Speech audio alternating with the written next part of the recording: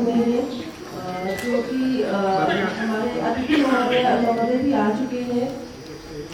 राजकुमार मक्खन sir, Gyanand Sonu sir, इनका तहे दिल से बहुत बहुत धन्यवाद कि आप हमारे इस कार्यक्रम पे आए। एम्पावरमेंट स्किल पे कार्यक्रम है। इस प्रोग्राम में दो तरीके के प्रोग्राम हमारे कार्यक्रम होंगे। एक है अवेयरनेस। अवेयरनेस में क्या होगा कि हम लोग का कैसे कॉन्फिडेंस डेवलप हो, हमें जॉब पे कैसे रिजर्वेशन मिले, इस पे हमारा टॉपिक है। एम्पावरमेंट ऑफ स्किल जो है, स्किल को हम कैसे अपने एम्पावर करें उस पर है। हम अपने अंदर जो हमारे डेफ लोग हैं उनके अंदर कैसे इनका कॉन्फिडेंस डेवलप हो, जो कि जॉब कर सके, कम्युनिकेशन कर सके, एक प्रोफेशनल जो होता है वो कर सके। इसके लिए ये किसी पर डिपेंड ना रहे। जैसे कि हम कहें कि पेरेंट्स हैं, उनके बच्चे डेफ हियरिंग है और एक जो डेफ है वो बहुत अच्छा हियरिंग जो है वो बहुत अच्छा करता है। ये ना लगे उनको कि ये डेफ को हम एक तरीके से सांत्वना दे रहे हैं या उनको सिंपैथी है, तो वो नहीं करना है। तो उसमें क्या होता है, दिक्कत होता है कि सब कुछ शेयरिंग करता है, उस डेफ को सिर्फ डिपेंड रहना पड़ता है शेयरिंग भाई या बहन या जो भी होता है उनकी।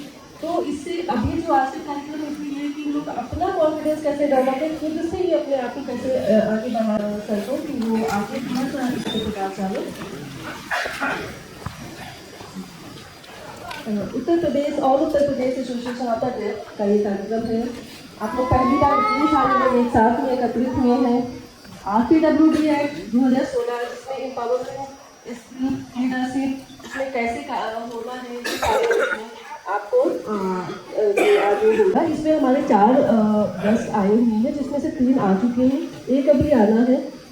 डेफ को कैसे अपने आप को आगे एम्पावरमेंट करना है, वो आगे कैसे स्किल अपना वो कर सकते हैं, तो इसके लिए सारे टॉपिक्स को आपको बहुत अच्छे से देखना है। जो भी हमारे लेक्चर लेंगे लेक्चरर, तो आपके जो भी क्वेश्चंस भी होंगे वो भी आप उनसे पूछ सकते हैं। तो इसलिए इस तरीके से बहुत सीरियस होकर आपको उसको सुनना है, देखना है।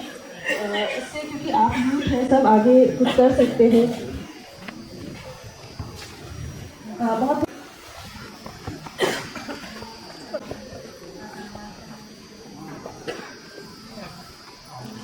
और लोगों के लिए कि भलाई के लिए काम कर रहा हूँ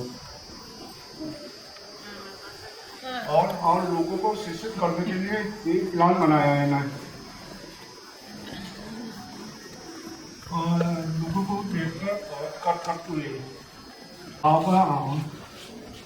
लोगों की आवाज़ें मिलकर और बहुत धन्यवाद।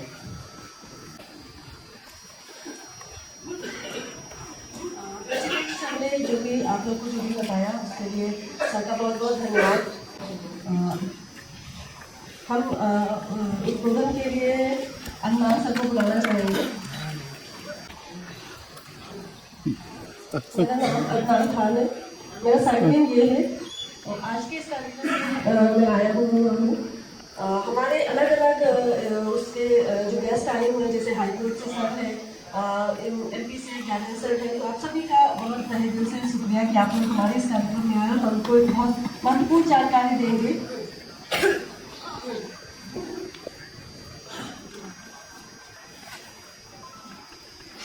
सर मैं आपको 2 मिनट का आमंत्रित करना चाहेंगे राजकुमार सर को, या थोड़ा सा अपना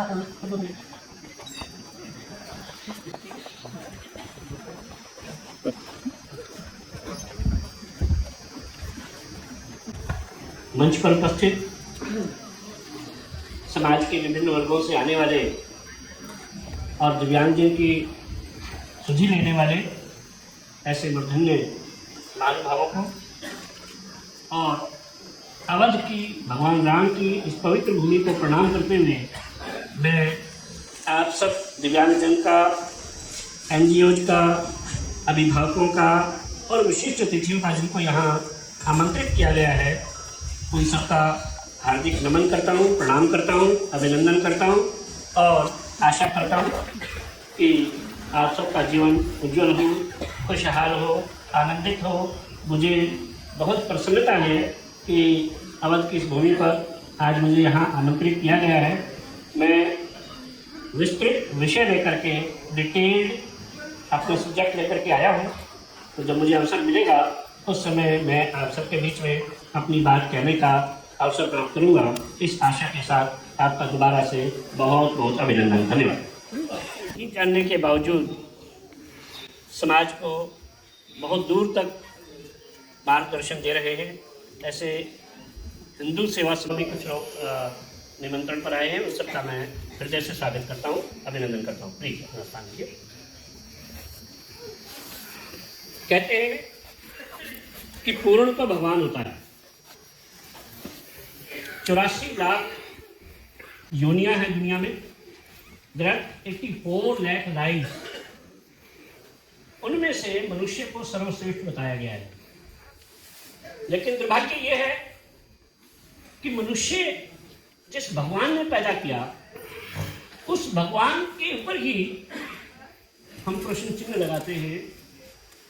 उस भगवान की बनाई हुई कृतियां जो काली हो सकती है, गोरी हो सकती है, किसी का कद लंबा हो सकता है, किसी का कद छोटा हो सकता है, किसी का हाथ नहीं हो सकता, किसी का पैर कटा हो सकता है, किसी की आंख नहीं हो सकती, कोई सुन नहीं सकता, कोई बोल नहीं सकता, किसी में किसी प्रकार का कोई एक अलग अलग, जैसे बाग के अंदर फूल होते हैं ऐसे ही फूल अलग अलग मानव के भी हो सकते हैं, लेकिन देखने का नजरिया कैसा?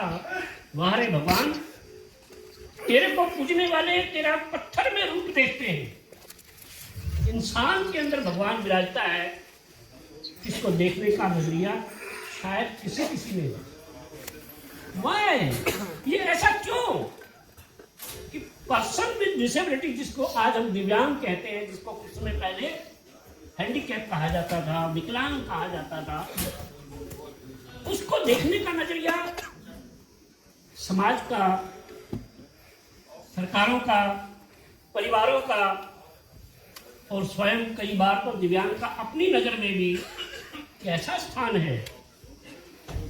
भगवान पर विश्वास नहीं ना। पत्थर में भगवान देख लिया तूने, तिरुपति जाता है, तू बालाजी जाता है, तू वैष्णो देवी जाता है, पत्थर में भगवान देखता है, लेकिन तेरे सामने उस भगवान का आत्मा सो परमात्मा, परमात्मा जिस आत्मा के अंदर विराजमान है, उस आत्मा को आपने नाम दे दिया। आपने समता समानता कहीं देखी नहीं। तो मैं समझता हूँ उस भगवान के प्रति आपका आडंबर है, ढकोसला है, आपकी पूजा नहीं है। अगर पूजा होती तो उस मानव की पूजा होती जिसको भगवान ने पैदा किया, उसको आप अलग अलग नामों से पुकार रहे हैं। और दुर्भाग्य से यह स्थिति केवल भारत में नहीं है, पूरी दुनिया के अंदर यह स्थिति है। जिनको आज एक इज्जतदार शब्द मिला है, थोड़ा बहुत हम भारत में दिव्यांग कहने लगे, पर्सन विद डिसेबिलिटी भी दुनिया में कहा जाने लगा है, इंग्लिश में पर्सन विद डिसेबिलिटी कहते हैं। ये भारत में भी अभी शुरू हुआ है, लेकिन अलग अलग देशों में एक नकारात्मक नेगेटिव इमेज पेश की जाती है, जबकि दिव्यांग का कोई कसूर नहीं है। Any person can become person with disability at any time, right, due to any means. पहले होता था, जन्म जब होता था वो ये मानते थे कि 75% माँ के गर्भ से दिव्यांगता तैयार होती है ड्यू टू मेल ट्रीटमेंट। जब गर्भ में बच्चा है तो माँ को अगर ठीक प्रकार का भोजन नहीं मिला, ठीक प्रकार की देखभाल नहीं हुई, या घर में झगड़े टंटे रहते हैं, उसके कारण से गर्भ से जो बच्चा पैदा होगा उसमें कोई ना कोई विकृति रह जाएगी, दैट इज कॉल्ड डिसेबिलिटी। ऐसा पहले मानते थे। क्यों मानते थे?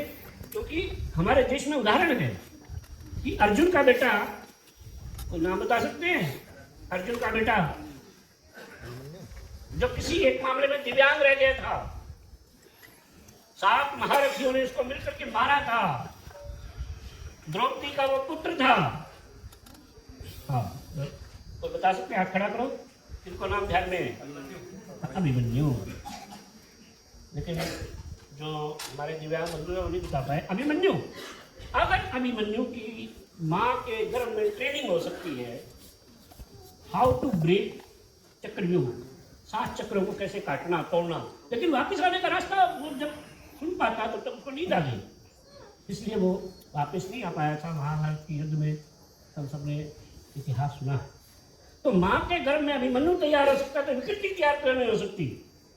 जिस घर में झगड़े होते हैं उसमें autism, cerebral palsy, mental retardation, multiple disabilities, several types जो हमारी इंटेलेक्चुअल डिसेबिलिटीज हैं वो तैयार होती है। और इसके अलावा शारीरिक दिव्यांगता भी किसी कारण से माँ के गर्भ में त्याग होती है, ऐसा पहले मान्यता थी।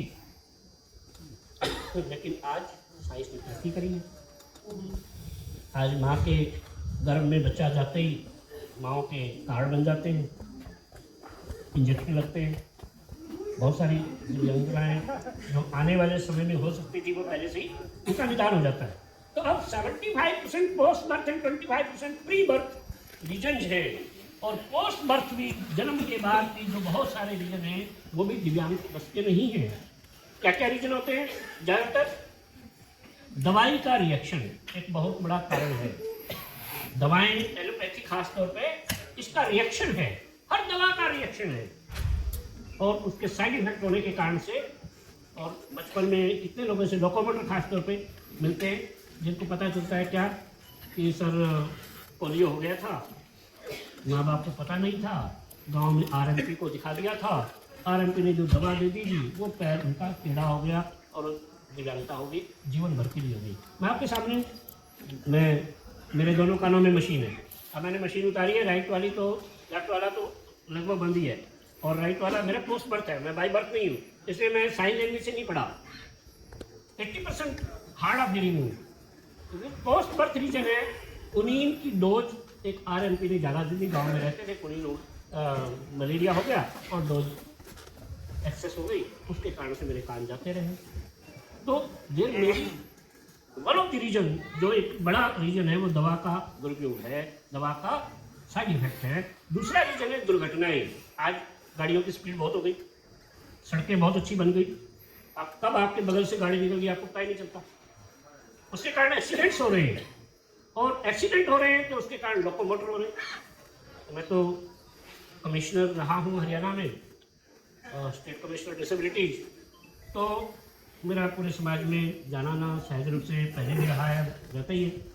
तो एक बुजुर्ग जो है वो हरियाणा का कैथल जिला है, वहाँ के 105 साल के थे, उनकी डेथ हो गई। उनकी डेड बॉडी को या गढ़गंगा, उत्तर प्रदेश में तो गंगा यमुना की भूमि है ना, उत्तर प्रदेश में सारे भगवान यही जन्म पैदा हुए, तो यहीं पर लोग अंतिम समय के लिए आते हैं। तो गढ़गंगा में प्रवाहित करने के लिए आए, तो रिश्तेदार और सबको लेकर के आए। बड़ा काफिला था उनका, 2-3 ट्रक थे, गाँव में ट्रक ही चलते हैं।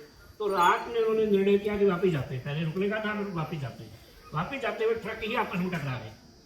25 लोगों की मौके पर ही दुर्घटना में मृत्यु हो गई, और बाकी लोग जो हैं वो स्थायी रूप से दिव्यांग बन गए। किसी की आंख में लगी तो आंख गई, किसी का पैर कट गया, किसी का हाथ कट गया, कुछ सुनने से चला गया। दिवाली के दिन, दिवाली के आसपास पटाखे बजाते हुए कितनों की आंख चली जाती है, कितनों के कान की सुनने की क्षमता खत्म हो जाती है। हॉर्न क्यों कहते हैं कि प्रेशर हॉर्न नहीं बजाना, क्यों कहते हैं? इससे सुनने की शक्ति चली जाती है। एक खास डेसिबल, शादियों में भी जाते हैं, ये छोटी छोटी बातें अगर हम ही ध्यान रखेंगे तो बचाव नहीं कर सकते। तो कितने डेसिबल का स्वर चाहिए, आवाज़ चाहिए, लेकिन कितने डेसिबल की होती है, नतीजा क्या होता है। और फिर और रीजन है एक्सीडेंट के अलावा, वो रीजन है आज आमदन अठन्नी, खर्चा रुपया। हर आदमी दिखावे के चक्कर में पड़ा हुआ है। अपनी जेते पांव पसारिए, जेती लांबी सोड़, उसकी बजाय कुछ चीजें आ रही है। एक लाइफ को हम आर्टिफिशियल बनाने का प्रयास कर रहे हैं, अन्यथा जो सुख है वो ये है साइंस की। भारत की आबादी 2.1 करोड़, 2.68 करोड़ की जनसंख्या में से दिव्यांग, जिसको दिव्यांगता कहते थे उस जमाने में, उस समय में 1995 का दिव्यांगता का कानून था, और वो कानून क्यों बना था? दुनिया के तमाम देशों में इस समस्या ये मैंने बताया, एशियन